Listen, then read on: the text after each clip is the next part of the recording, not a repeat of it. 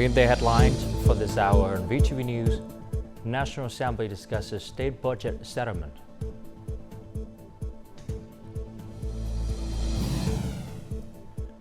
NGHE encounters bottlenecks in carbon credit trading.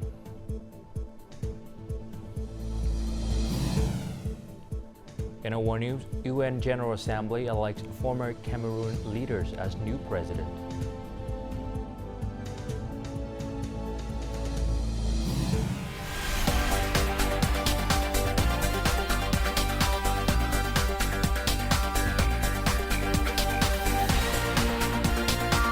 Broadcasting from Hanoi, the capital of Vietnam. VTV News starts right now. Hello, it's 3 p.m. local time in Hanoi, and you're watching VTV News. Continuing its 7th meeting, the 15th National Assembly discussed approving its state budget settlement for the 2022 on June 7 in a televised plenary session. More to follow. The National Assembly commended the government and the Prime Minister for their efforts in strengthening financial and state budget discipline in 2022, which resulted in positive revenue and expenditure management. We highly appreciate the management of the government and the localities, ministries and branches, and we see that 3 very important indicators have been achieved.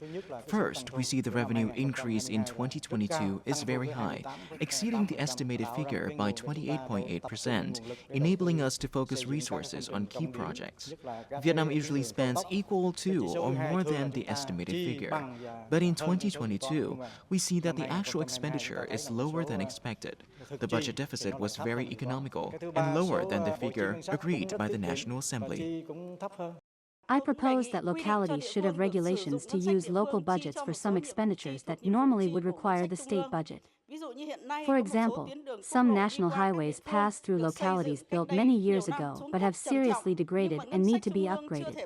If there are regulations to arrange local budgets to carry out these tasks, the localities may be able to resolve difficulties in infrastructure investment.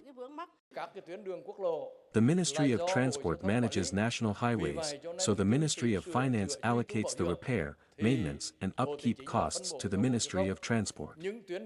For any road maintenance that the Ministry of Transport decentralizes to the localities, we will reallocate the money to the local authorities for repairs.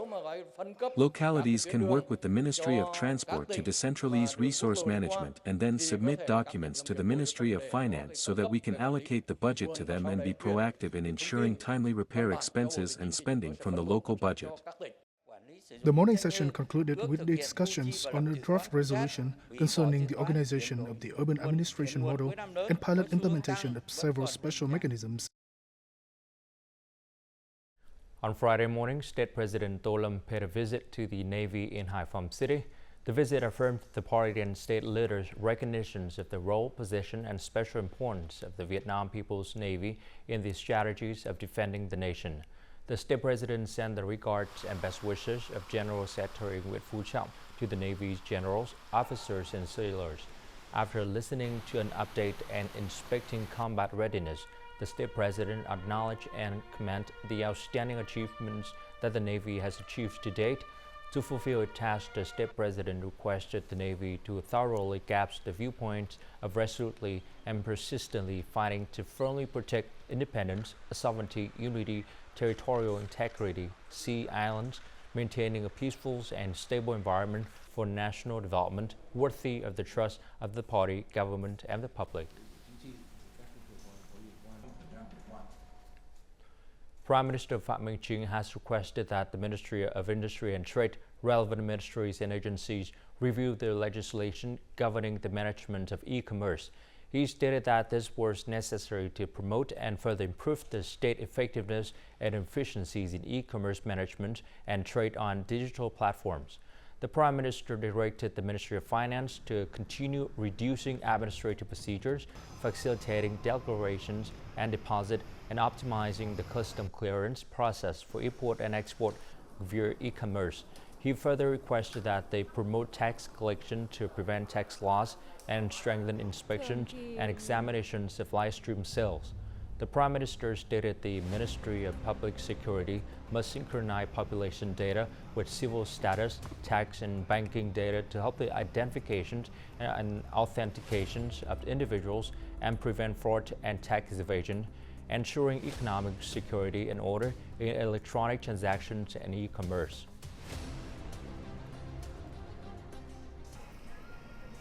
To date, 96 foreign suppliers, including technology corporations like Facebook, Google, Microsoft, and TikTok, have registered and paid $613 million in taxes via the Ministry of Finance electronic portal for cross-border trade. In the first 5 months of this year, the total tax paid directly by foreign suppliers through the electronic information portal was over $157 million. In May alone, 2 more foreign suppliers lodged new tax payments. There are currently more than 900 websites and nearly 300 e-commerce trading floor applications operating with licenses. To prevent tax loss, the authorities is proposing to amend and supplement regulations requiring owners of e-commerce trading platforms with online ordering functions to be responsible for declaring and paying taxes for individuals doing business on the floor. An important topic at the ongoing 7th session of the 15th National Assembly is the ratification of the UK accession protocol to the Comprehensive and Progressive Agreement for Trans-Pacific Partnership (CPTPP). Early ratification and implementation will improve Vietnamese goods access to UK market, strengthening bilateral trade and investment relations. More to follow. The UK's CPTPP accession protocol will take effect later this year if ratified by the UK and at least 6 of the 11 CPTPP members by October. So far, Singapore, Japan, and Chile have completed ratification. Experts believe early ratification by Vietnam's National Assembly will benefit the economy. Being among the first countries to ratify the agreement not only reaffirms Vietnam's position within the CPTPP but also allows us to directly benefit from the UK's market opening to goods, services, and investments from CPTPP countries. In addition to the UK's overall commitments to CPTPP, specific commitments are made for Vietnam. Vietnam has been a consistent and constant champion for the UK's membership, and we have been really grateful and appreciative for that support. I think it represents how our relationship has developed bilaterally and also how we are increasingly working together at a strategic level on international and regional issues. The UK was a major economy that recognized Vietnam's market economy.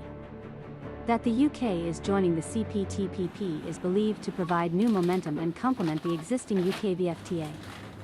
Upon the agreement's effect, the UK will eliminate 93.9% of tariff lines for CPTPP countries and 94.4% for Vietnam. In addition to the UK's overall commitments to CPTPP, specific commitments are made for Vietnam. Those include increasing the rice tariff quota by 17,500 tons and removing tariffs on tuna and certain seafood types. Moreover, Vietnam gains the advantage of utilizing inputs from CPTPP nations to export to the UK, while benefiting from origin rules and UK incentives. Within that comprehensive framework, it will provide Vietnamese companies with the opportunity to choose the most beneficial parts of the existing free trade agreement. The inclusion of the UK in CPTPP, coupled with UK VFTA, is projected to potentially double bilateral trade between Vietnam and the UK by 2030. This growth is attributed to the expansion of service trade, which constitutes 70% of the British economy. Vietnam's PMI in May reached 50.3 points, equivalent to April. This proved that Vietnam's manufacturing industry has improved for the second consecutive month. According to the S&P Global Report, there were 3 highlights in May. Manufacturing output increased for the second consecutive month, employment continued to increase, and input costs increased. The survey enterprises were quite optimistic about the future as they attracted many new orders. The sharp increase in orders helped enterprises increase production. However, many enterprises face a shortage of labor. In May, selling prices also increased due to increased input costs. And before moving on to some other news, let's take a look at foreign exchange rate for today, June the 7th.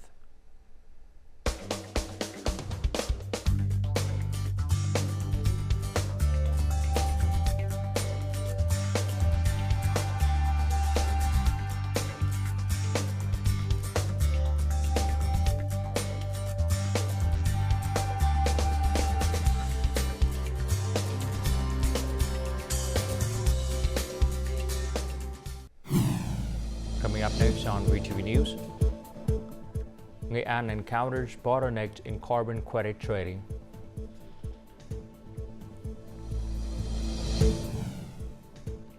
And overseas, Vietnamese pursue political career in Belgium.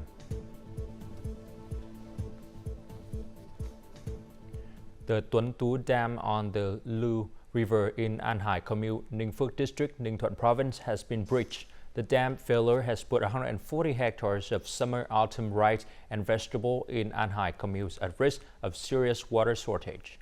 The dam is 40 meters long and 1.7 meter high and split in half.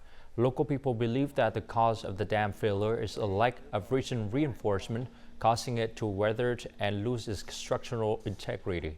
The dam is responsible for preventing salinity, storing fresh water, and providing water for 140 hectares of rice and vegetable in An Hai Commune. The Ninh Thuận Provincial Irrigation Works Exploitation Company is building a temporary dam to store water for the summer-autumn crop. Carbon credit trading has become another opportunity for people in the north-central provinces to increase their income from forestry. However, carbon credit trading is difficult due to the conflict between new regulations and traditional forest protection policies. More to follow. Con Cuông Forestry manages over 9,000 hectares of forests, of which over 8,400 are natural forests. With the complete digitalization of forest management, enterprises can participate in supplying the carbon credit market. However, the legal framework and appropriate regulations hinder enterprises from entering this new market. The old regulation prevents us from using capital provided by the state budget to sell carbon credit. However, it is impossible not to use this capital source to sell carbon credit.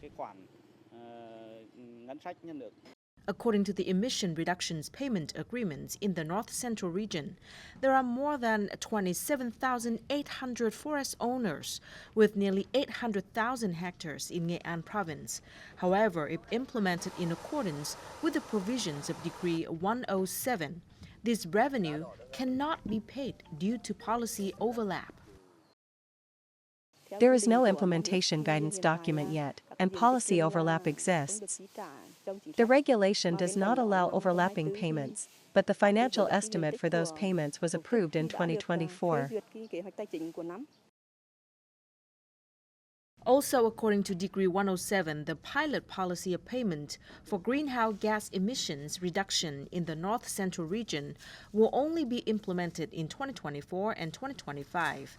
If this problem is not solved in 2024, forest owners will be hesitant to participate in the carbon credit market, since that will lead to losing traditional forest protection revenues. It's crucial for forest protection work that people can benefit from their planted forests through carbon credit trading.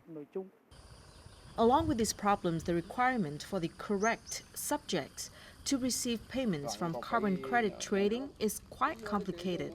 These problems create a paradox between policy and reality, hampering the feasibility of carbon credit policy in Nghệ An province. Judicial record cards are required to regulate many matters, including applying for a job, working or studying abroad, applying for foreign residence, applying for adoptions, and getting married to a foreigner. To get this card, people must go to the departments of justice in person. They have to come early in the morning and queue in a long line. To remove these bottlenecks, Hanoi has deployed a free service for issuing criminal record certificates on the VNEID applications to people starting this June. I heard that from June 1st, it will be legal to apply for a judicial record card on a VNEID application. Please show me how to get it done. You can log in to your VNID application and fill in your personal information. People used to pay a fee of $10 for a single application to register for a judicial record card. The fee payment stage often causes errors. Now it's free with no payment stage. I find it very convenient. I don't have to waste time to go to the department to queue. Having known about the free issuance of judicial record cards on the VNEID application, Viet registered not only for himself to study abroad, but also for his relatives. When I applied for a judicial record card, my parents also needed this card. I told them to apply with me so that they could visit me abroad. In just the first week of free judicial record card issuing, more than 4,000 people have accessed this new service. Hanoi deducts from the city budget to provide free support to people. Free issuance lasts until this December. We will then summarize the results and have a long-term plan. Currently, the electronic judicial record card on the VNEID application has the same legal value as the hard document version. So when making legal procedures, people only need to show their electronic judicial record card on their smartphones. This method shortens the time to issue a judicial record card to just a few minutes. Phong Nha has more than 1,000 caves, which will take more than 30 years to record and measure. This is the latest assessment of the British Royal Cave Research Association. Up to now, 447 caves have been surveyed and found to measure 246 kilometers. In the next 30 years, more surveys and measurements will be conducted on more than 1,000 caves. The head of the British Royal Cave Research Association, Howard Lindbergh, says Phong Nha is a place where the global value of the cave is exceptional, elevating the image of Vietnam to the world.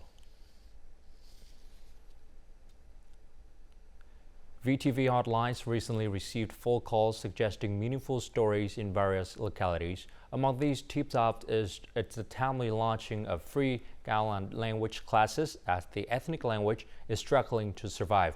A village elderly teaches the class and is strongly supported by the authorities and locals. How is it run and what does the class mean to locals? Join us in the following story to learn more. The lyrics of Cao Lan epic are being taught to the younger generation. All the words are transcribed into Vietnamese. Girls learn the ethnic language through songs. Boys learn through songs offerings to the gods. Teenagers and middle-aged people have joined the class. Each lesson lasts more than 2 hours.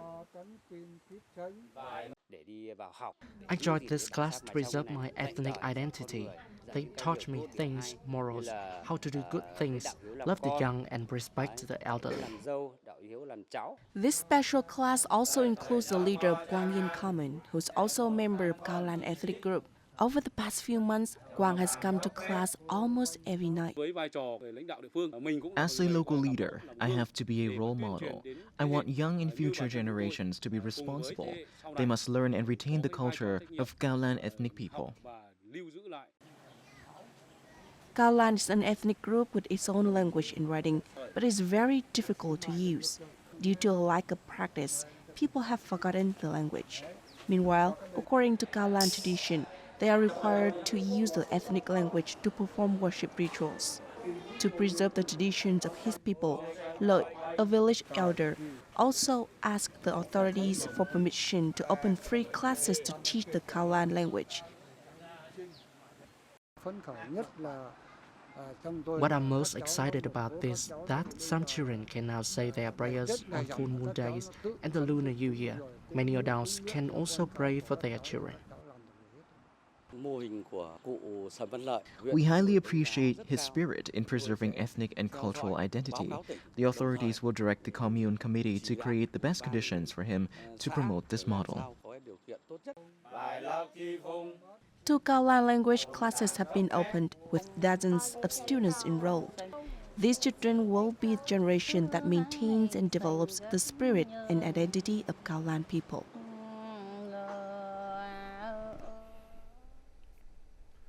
Belgium, along with other European nations, is holding the European elections, and these elections aim to choose parliamentarians at the federal and regional levels. An interesting factor in this year's Belgian election is that a young ethnic Vietnamese person is running for the Belgian regional parliament for the first time. On the eve of the election, Belgian peoples expressed high expectations and support for the young parliamentary hopeful. Join us in the following story in Belgium. A market in Watermael-Beaufort district in Brussels attracts many locals every weekend. Residents and small businesses at the market are listening to a representative of the Watermael-Beaufort district government. The representative came to learn about people's difficulties. She is also running for the Belgian regional parliament seat in this 2024 election. I live here since I was 4 years old. I'm already deputy mayor since 2018, so it is not my first election, it's my second election. And I really love to work for the public sector, and I really like to help people. C'est une personne qui est sur le marché. She closely follows our lives. Unlike some politicians who just sit in the office and set the rules, she understands each person's difficulties and circumstances. She is always present, listening and helping people. I hope that with my vote, we can keep her incumbent for a long time. For the last few years, we've seen more and more Vietnamese politicians who are coming from Vietnam more involved in our politics. I really would like to help them when they come in Brussels, to help them to learn the language, to find studies, to find a job, or to grow, to connect Vietnamese people with other nationalities. Coming up next in our World News, UN General Assembly elects former Cameroon leader as new president.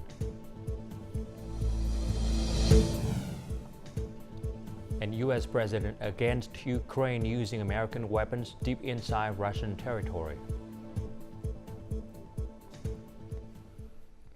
The United Nations General Assembly has elected former Cameroon Prime Minister Phie as its next president. His one-year term will begin in September.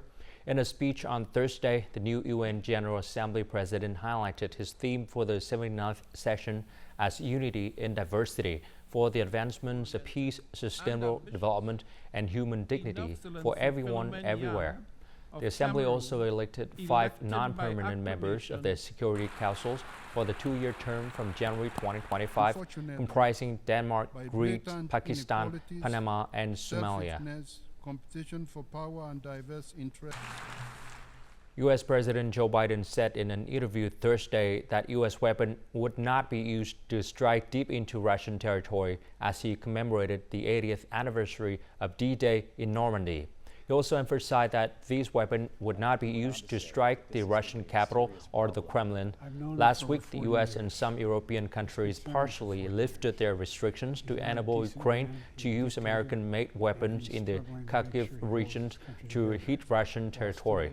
Meanwhile, Russian Deputy Foreign Minister Sergei Ryabkov on Monday said the United States could face fatal consequences if it ignored Moscow's warning not to let Ukraine use weapons provided by Washington to strike targets inside Russia. The European Central Bank on Thursday confirmed a widely anticipated reduction in interest rate despite lingering inflationary pressure in the 20-nation Eurozone. The reduction brings the central bank's key rate to 3.75%, down from a record 4% where it has been since September 2023. Thursday's rate cut has not yet been replicated by central banks in the US and UK, but it's represented a milestone in the fight against inflation after the biggest surge in prices for a generation. The move will bring some relief to companies and consumers, many of whom have felt financial strains of the rapid run-up in interest rates in late 2021. However, the European Central Bank cautions that the fight to control price rises wasn't over yet and that it wasn't yet committed to further rate cuts. Bolivian scientists hope to track glacial changes at lightning speed New scientific equipment installed at the country Phong Nha Potosi mountain peak will provide real-time measurements of glacier mass much faster than conventional methods. Jan Rubens from Reuters report. These Bolivian scientists are hoping to track melting glaciers at lightning speed. Yeah, it's too many. They're installing new equipment at the Phong Nha Potosi mountain peak, which will provide real-time measurements of glaciers' mass. Glaciologist Edson Ramirez says the new technology can make hourly measurements much faster than traditional methods capable of monthly or yearly readings. It will allow us to know exactly what that melting rate is and other characteristics of the glacier. Glaciers play a significant role in water supply across the Andes mountain range. Studies show they provide almost 30% of the water in Bolivia's Cordillera Real region in the dry season. Extreme weather events like heat waves and droughts have stressed water supplies throughout South America, making more accurate glacier measurements a critical tool. Gerd Durkon is the head of the Soil, Water Management and Crop Nutrition Laboratory at the joint FAO and IAEA Center of Nuclear Techniques in Food and Agriculture. He says faster measurements of glaciers will help create a baseline. You can't take measures or prepare yourself for the future if you don't know where you are. If the situation would be great, it would even be also good to know it's great. But when the situation is bad, it's even more important to know the situation, the baseline. And from the baseline, you can then take actions. You can improve your reservoir capacity. You can make sure as well that the water demand is, of course, adjusted, or that you need as well to think about more reservoirs. And now, as usual, let's continue with the weather forecast.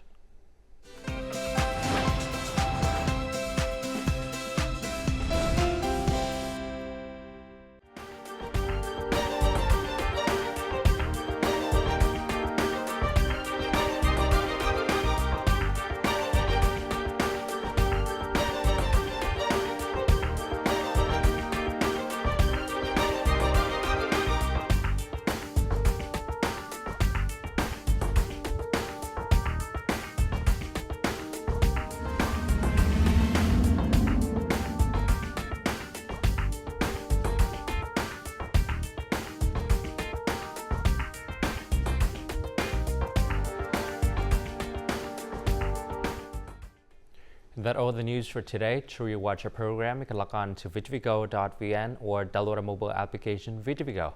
Thanks for watching and goodbye for now.